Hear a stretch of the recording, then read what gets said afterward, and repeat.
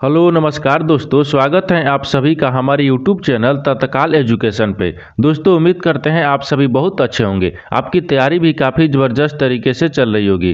दोस्तों आज हम आप लोगों के लिए रीजनिंग के 10 अति महत्वपूर्ण प्रश्न के बारे में इस वीडियो में बताएंगे, जो सभी परीक्षाओं के लिए बहुत महत्वपूर्ण प्रश्न होने वाले हैं। आप किसी भी गवर्नमेंट एग्जाम की तैयारी कर रहे हैं, इस टाइप के प्रश्न हमेशा पेपर में देखने को मिलेंगे।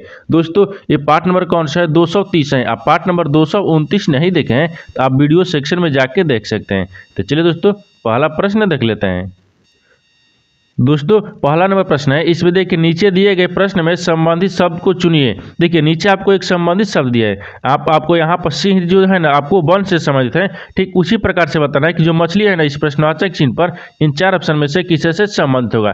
देखिए यहाँ पर क्या करेंगे, सबसे पहले ध्यान से देखिए जो आपका सिंह दिया हुआ है ना वो वन से किस प्रकार से समझते हैं। तो जो सिंह है ना कहाँ रहता है? वन में रहता है। यहाँ पर क्या रखता है? यानी रहता है, क्या रहता है? रहता है। जो सिंह है आपको वन में रहता है। उसी प्रकार से मछली कहाँ रहती है? तो मछली आपको कहाँ रहती है? तो यहाँ पर यानी रहती है। क्या होगा? मछली कहाँ रहती है? तो मछली आपको जल में रहती है। कहाँ रहती है? जल में रहती है। तो अब क्या हो जाएगा? आपको जल हो जाएगा। तो जल देखेंगे किस ऑप्शन में दिया है, यानी ऑप्शन नंबर आपका डी क्या हो जाएगा? सही हो जाएगा। दोस्तों मैं उम्मीद करता हूँ इस प्रश्न को भी आप अच्छी तरह से समझ पाए होंगे। तो चलिए दोस्तों नेक्स्ट प्रश्न देख लेते हैं।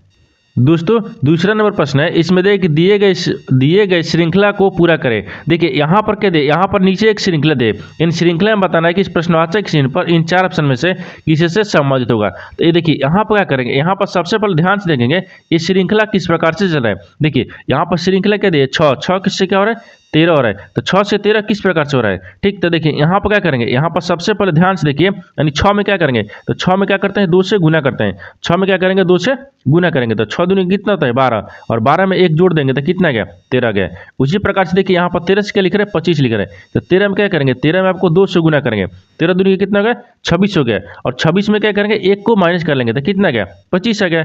उसी प्रकार से देखिए यहाँ पर 25 लिख रहा है। ठीक, 25 लेकर हो रहा है 51 हो रहा है। तो 25 ले किस प्रकार से कारण हो रहा है? तो देखिए यहाँ पर क्या करेंगे, 25 में 2 से गुना करेंगे। 25 दूनी के 50 हो गए, और 50 में 1 को जोड़ देंगे तो कितना गया? 51 आ गया। उसी प्रकार से देखिए 51 से क्या लिख रहा है? 101 लिख रहा है। तो 51 में क्या करेंगे, यानी 51 में क्या करेंगे? 2 से गुना करेंगे। 51 में 2 से गुना करेंगे तो कितना आ जाएगा? 2, यानी 200 हो जाएगा। कितना आ जाएगा? यानी 100 कितना आएगा? 2 आ जाएगा। और 102 में क्या करेंगे? 1 को माइनस करेंगे तो 101 हो गया। उसी प्रकार से देखिए 102 में क्या करेंगे, तो अब की बार एक बार नीचे ध्यान से देखिए क्या किया है। यहाँ पर देखिए एक बार प्लस किया है, एक बार माइनस किया है, एक बार प्लस किया है, एक बार माइनस किया है। अब की बार क्या करेंगे? अब की बार आपको प्लस करेंगे। तो 102 में क्या करेंगे? 2 से गुना करेंगे। ठीक, और 1 को जोड़ देंगे। जब 102 में 2 से गुना करेंगे तो 200 कितना होता है? 2 हो गया। 202 हो गया, और 202 में 1 जोड़ देंगे तो कितना आएगा? 203 आ गया। तो क्या हो जाएगा? यहाँ पर प्रश्नवाचक चिन्ह पर 203 हो जाएगा। तो 203 देखेंगे किस ऑप्शन में दिया हुआ है, यानी ऑप्शन नंबर आपका सी सही हो जाएगा। दोस्तों मैं उम्मीद करता हूँ इस प्रश्न को भी आप अच्छी तरह से समझ पाए होंगे। तो चलिए दोस्तों नेक्स्ट प्रश्न देख लेते हैं।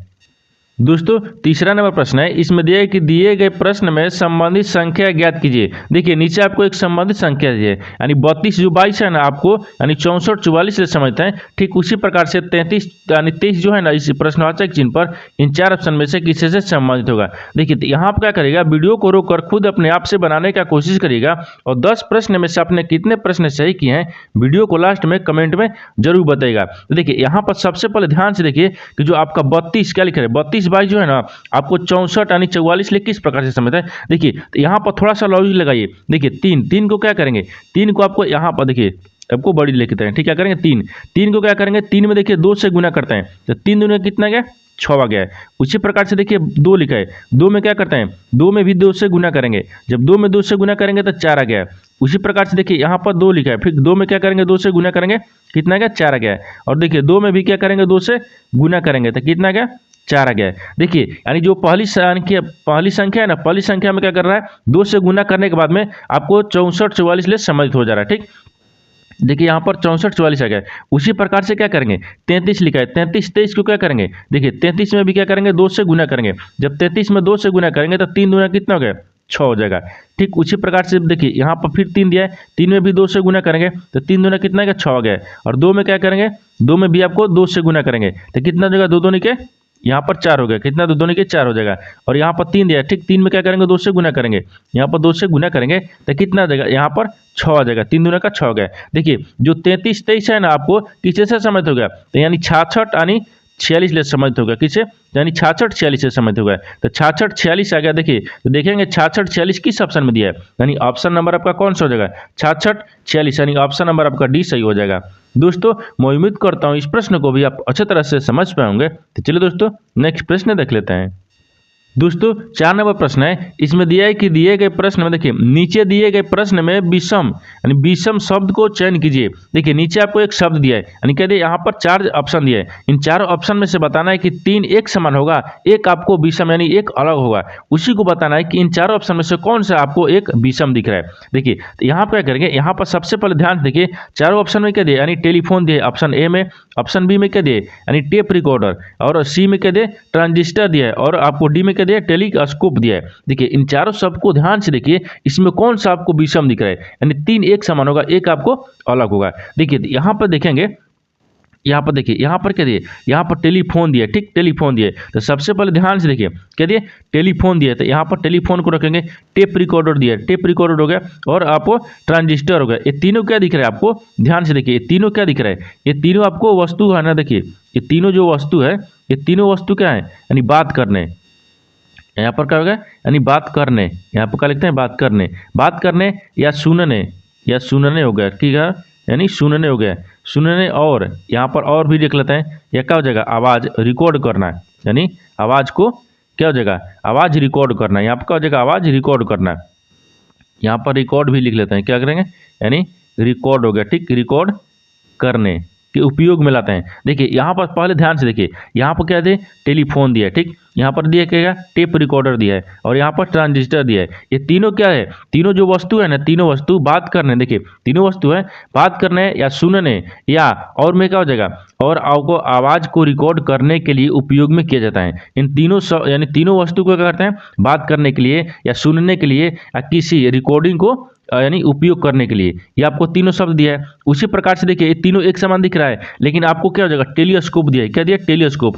ये टेलीस्कोप क्या है, टेलीस्कोप जो टेलीस्कोप है ना, ये वस्तु क्या है, आपको टेलीस्कोप यानी दूर, देखिए यहाँ पर दूर है, दूर की वस्तु को देखते हैं, क्या करते हैं, यानी दूर की वस्तु, ठीक, दूर की वस्तुओं को यहाँ पर यानी देखने के लिए, यहाँ पर लिखिए देखने के लिए, देखने के लिए क्या हो जाएगा, यहाँ पर लिए, देखिए उपयोग करते हैं। देखिए यहाँ पर सबसे पहले देखिए टेलीफोन, टेप रिकॉर्डर और ट्रांजिस्टर, ये तीनों क्या है, ये तीनों एक समान हो गया, क्योंकि बात करने, सुनने और रिकॉर्ड करने के लिए ये वस्तु है। लेकिन आपको टेलीस्कोप क्या गया, टेलीस्कोप आपको दूर की वस्तुओं को देखने के लिए उपयोग में किए जाते हैं, यानी तीनों एक समान हो गया। तो आपको विषम कौन सा शब्द दिख गया, यानी विषम आपको ऑप्शन नंबर डी दिख रहा है, यानी तीनों से विषम दिख रहा है, यानी तीनों से क्या है, अलग है। तो ऑप्शन नंबर डी आपका सही हो जाएगा। दोस्तों मैं उम्मीद करता हूँ इस प्रश्न को भी आप अच्छी तरह से समझ पाएंगे। तो चलिए दोस्तों नेक्स्ट प्रश्न देख लेते हैं। दोस्तों 5 नंबर प्रश्न है, इसमें देखिए नीचे दिए गए प्रश्न में सही वे नारे ज्ञात करें। देखिए नीचे आपको शेर दिया है, लोमड़ी दिया है और मांसाहारी दिया है। इन तीनों शब्द को आपस में बताना है कि किस प्रकार से संबंधित है और कौन सा वेन डायग्राम बनेगा। तो देखिए यहाँ पर सबसे पहले देखेंगे तीनों शब्द में आपको कॉमन कौन सा मिल रहा है, ठीक। देखिए इसमें कॉमन कौन सा मिल रहा है, शेर हो गया, लोमड़ी हो गया और मांसाहारी। तो सबसे कॉमन कौन सा दिख रहा है, तो सबसे कॉमन आपको मांसाहारी दिख रहा है। देखिए यहाँ पर क्या हो जाएगा, यानी मांसाहारी हो गया, मांसाहारी। देखिए क्या होगा, सबसे कॉमन आपको मांसाहारी दिखेगा। मांसाहारी के अंदर में क्या आते हैं, शेर आते हैं। मांसाहारी के अंदर में क्या आएगा, शेर आ गया, और मांसाहारी के अंदर में क्या आ जाएगा, लोमड़ी भी आ जाएगा। क्या आएगा, लोमड़ी भी, क्योंकि देखिए ये दोनों क्या है, मांसाहारी है, यानी शेर और लोमड़ी क्या है, दोनों मांसाहारी है। तो मांसाहारी के अंदर में क्या हो जाएगा, शेर और लोमड़ी दोनों आ जाएगा। देखिए यहाँ पर क्या हो जाएगा, यहाँ पर शेर हो गया, ठीक, यहाँ पर क्या हो जाएगा, लोमड़ी हो जाएगा। क्या हो जाएगा, लोमड़ी हो गया। इस तरह का आपका वेन डायग्राम बनेगा। तो इस तरह का वेन डायग्राम देखेंगे किस ऑप्शन में दिया है, यानी ऑप्शन नंबर आपका ए में दिया है, यानी ऑप्शन नंबर आपका ए क्या हो जाएगा, सही हो जाएगा। दोस्तों मैं उम्मीद करता हूँ इस प्रश्न को भी आप अच्छे तरह से समझ पाएंगे। तो चलिए दोस्तों नेक्स्ट प्रश्न देख लेते हैं। दोस्तों 6 नंबर प्रश्न है, इसमें देखिए कि वह विकल्प चुने जो दिए गए सेट संबंधित हैं। देखिए यहाँ पर दिए गए सेट है, ये जिस प्रकार से आपको दिए गए सेट है ना, उसी प्रकार से आपको बताना है कि इन 4 ऑप्शन में से किस प्रकार से दिए गए सेट जैसा ही संबंधित है। देखिए तो यहाँ पर सबसे पहले देखेंगे कि जो आपको दिए गए सेट है ना, वो आपस में किस प्रकार से संबंधित है। देखिए यहाँ पर क्या लिख रहे हैं, 3, यहाँ पर 3 हो रहा है, 7 हो रहा है, 15 हो रहा है। इन 3, 7, 15 आपस में किस प्रकार से संबंधित है। देखिए यहाँ पर क्या करेंगे, यहाँ पर देखिए 3 दिया, क्या दिया, यहाँ पर 3 दिया। देखिए 3 हो गया, 7 हो गया और यहाँ पर 15 हो गया। यहाँ पर कितना दिया, 15 दिया। देखिए यहाँ पर 15 हो गया। ये आपस में किस प्रकार से संबंधित हैं, उसी प्रकार से इन 4 ऑप्शन में से बताना है कि इसके जैसा कौन सा ऑप्शन आपको संबंधित है। देखिए 3 में क्या करेंगे, देखिए यहाँ पर 3 दिया, 3 में क्या करते हैं 2 से गुना करते हैं, 3 दूनी के 6 और 6 में 1 को जोड़ देंगे तो कितना आ गया 7 आ गया। उसी प्रकार से देखिए 7 है, 7 में क्या करेंगे 2 से गुना करेंगे तो 7 दूनी के 14, 1 जोड़ देंगे तो कितना गया 15 गया। कितना गया 15 गया। यानी पहला में 2 से गुना करके 1 जोड़ेंगे तो दूसरी संख्या आ रहा है, और दूसरी संख्या को देखिए 2 से गुना करेंगे, यहाँ पर 2 से गुना करेंगे 1 जोड़ेंगे तो आपको तीसरी संख्या आ रहा है। ठीक उसी प्रकार से आपको 4 ऑप्शन में से बताना है कौन सी संख्या इस प्रकार से समझते हैं। देखिए तो यहाँ पर क्या करेंगे ऑप्शन सी को देखते हैं, क्या करेंगे ऑप्शन सी को देखेंगे, क्योंकि देखिए यहाँ पर क्या करेंगे 5 लिखा है, फिर क्या लिखा है 11 लिखा है, फिर आपको 23 लिखा है। तो देखिए 21 प्रकार से आपस में लिख रहा है, तो 5 को देखिए 5 हो गया, 5 में क्या करेंगे 2 से गुना करेंगे, 5 दूनी के 10 हो गया, और 10 में क्या करेंगे 1 को जोड़ लेंगे तो कितना गया 11 गया। उसी प्रकार से देखिए यहाँ पर 11 लिखा है। ठीक 11 में क्या करते हैं 2 से गुना करते हैं, 11 दूनी के 22 हो गया, और 22 में क्या करेंगे 1 को जोड़ लेंगे तो कितना गया 23 आ गया। देखिए 23 आ गया। उसी प्रकार से देखिए जिस प्रकार से आपको दिए गए सेट जैसा ही संबंध आपको ऑप्शन सी दिख रहा है, तो ऑप्शन नंबर का सी क्या हो जाएगा सही हो जाएगा। दोस्तों मैं उम्मीद करता हूँ इस प्रश्न को भी आप अच्छे तरह से समझ पाए होंगे। तो चलिए दोस्तों नेक्स्ट प्रश्न देख लेते हैं। दोस्तों 7 नंबर प्रश्न है, इसमें देखिए अपने घर से लोकेश जो है ना 15 किलोमीटर उत्तर गया, फिर से उन्होंने पश्चिम की ओर रेख किया और 10 किलोमीटर दूरी तय की, फिर वह दक्षिण की ओर मुड़ता है और मुड़ गया और कितना 5 किलोमीटर दूरी तय की, यानी अंत में पूर्व की ओर मुड़ते हुए उन्होंने 10 किलोमीटर की दूरी तय की। अब वह बताइए अपने घर से किस दिशा में है। देखिए यहाँ पर क्या करेंगे, यहाँ पर सबसे पहले एक डायग्राम बनाएंगे, क्या करेंगे आपको डायग्राम बनाएंगे। देखिए आपको डायग्राम किस प्रकार से, देखिए यहाँ पर क्या करेंगे, देखिए ये आपको पूर्व होता है, यहाँ पर आपको पश्चिम होता है, ऊपर में आपको उत्तर होता है, नीचे आपको दक्षिण होता है। आपको क्या बोल रहा है, अब यहाँ पर आपको प्रश्न को सोल्व करेंगे। देखिए जी क्या बोल रहा है कि अपने घर से लोकेश जो है ना 15 किलोमीटर उत्तर की तरफ गया, तो यहाँ पर रखते हैं, क्या रखेंगे यहाँ पर, देखिए यहाँ से और यहाँ पर रखते हैं। ठीक यहाँ से रखते हैं, यहाँ से 15 किलोमीटर लोकेश जो है अपने घर से, ये क्या हो गया घर हो गया, अपने घर से कितने उत्तर की तरफ कितना चला 15 किलोमीटर, ऊपर की तरफ ले जाएंगे, उत्तर आपको ऊपर की तरफ है, ये 15 किलोमीटर चला।